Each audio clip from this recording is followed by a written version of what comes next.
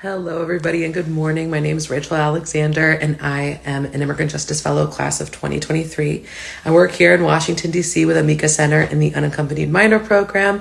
And today you're going to live life with me, have a Friday with me. I'm going to go to court today, so that'll be exciting, but I invite you to come along.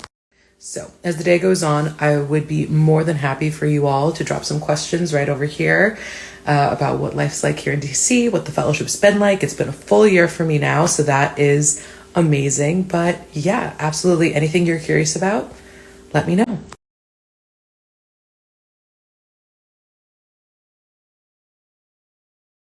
Okay, so we're going to walk and talk, and I'm going to explain exactly what kind of hearing that I'm going to be going to today, since unfortunately y'all can't come in with me for obvious confidentiality reasons, but let's have a quick rundown. So I'm in the process of starting something for one of my clients called Special Immigrant Juvenile Status. It is when a child has been abused, neglected, or abandoned by one or both of their parents, and thus qualifies for a visa here in the United States because it's also not in their best interest to return to their country of origin. And so we have to have an adult in the U.S. Take custody of the child. That is the first step of the process. That is obviously not something that happens in immigration court. So I'm headed to family court today to start off that process for one of my clients, and fingers crossed it all goes well. Wish me luck.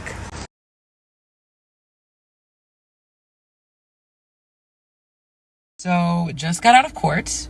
We won. So that's really exciting. Happy day. And now I'm headed back to return the zip car, and we're going to go into the office and start the I-360, which is the petition that we turn into USCIS now that we have the order that actually asks for special immigrant juvenile status. So here we go. Okay, I saw this question on the way to the metro, and I think it's a great one. I'm going to give you a quick and sweet answer, I promise. But basically, both of my parents are immigrants from the Middle East.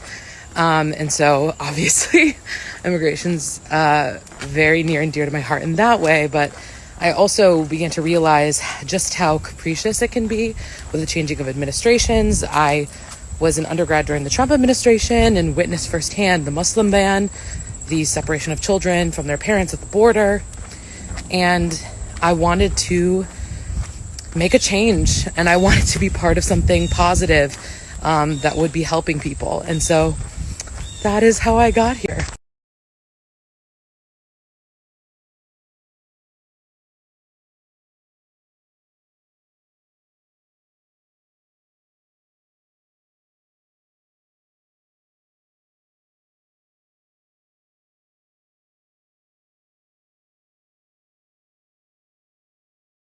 So I'm doing a little bit of eating and answering questions at the same time. So what advice do you have for incoming fellows? My best advice is to be humble. Know that you don't know everything. I came from a previous job in immigration. And of course, the Immigrant Justice Corps does amazing stuff in terms of training and preparation. But there are still things I don't know. And it's okay to say I don't know. It's okay to take things slowly. It's okay to be very intentional. And you're going to have an amazing time. There's so much support that you're going to have by way of your supervisors and the fellowship staff. It's really been incredible. And so my best advice is you don't know everything. You don't got to feel like you need to know everything, at least not right now. This is what this is for. So another good question, what is the fellowship application like, and is it competitive? So I would say that in terms of competitiveness, I didn't feel immensely intimidated or anything by the application. This is incredible, very important work, and we all treat it that way. And it's very clear from the application that it should be treated that way and that it is. But honestly, the fellowship team, my interviewers, throughout the entire process of getting placed, everyone was so warm and so kind. And, this is a field that is really starving for attorneys and people that want to see some positive changes and want to be a part of what we do. So Honestly, it's really lovely. And if you want to start somewhere, I couldn't recommend it more. So, the most surprising thing I've gained from the fellowship, another amazing question.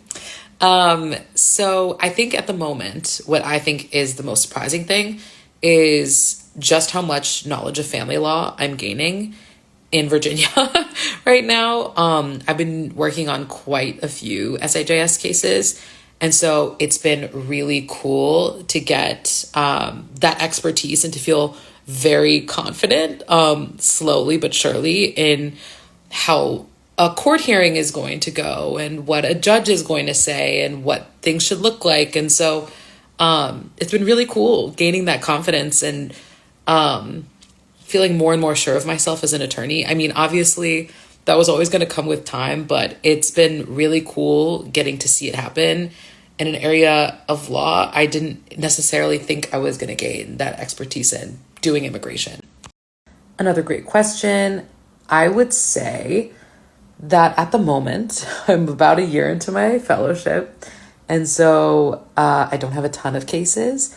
I'm going to say that the vast majority are special immigrant juvenile status cases, and the rest are asylum, and some don't have relief. So I'll be navigating that. But yeah, that's about what I've been working on mostly at this point. But there's another year left. So more variety will be coming of that, I am sure. Such a fun question. I have no idea who this came from. Maybe Jana, who knows? But it highlights something really cool, which is that I think I've got an amazing set of coworkers, and I have felt super appreciated, super supported. It has been so much fun working here this past year, and I've really loved everyone. So that's been really cool to be a part of a staff that's been so incredibly lovely. What is your favorite part about working in DC? I would say that my favorite part about working in DC is we are in the nation's capital. And so I get to be a part of really cool things that my work does, like lobbying days to save asylum, or our activism regarding immigration reform. I think those are such cool things that I really wouldn't get to be a part of in such an, hands-on, active, in-person sort of way, unless I were here, really, in the nation's capital, where immigration law is being made. Favorite things to do in DC? I would say there is no shortage of really amazing things to do in DC that are free, completely free. The museums. Tonight I'm going to watch Coco at an outdoor movie. It's going to be so fun. It's going to be amazing. I'm excited about it. Can you tell? Anyways, I think DC is just such a fun city. And so there's never a shortage of things to do. As you can tell, the office is very busy today. Very, very busy. So busy. It's just me and Gio.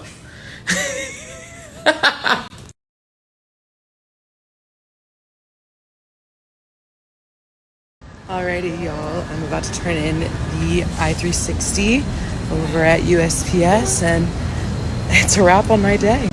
And well, guys, that is that. It's been real, and yeah, it's been a lot of fun. Happy Friday and happy weekend.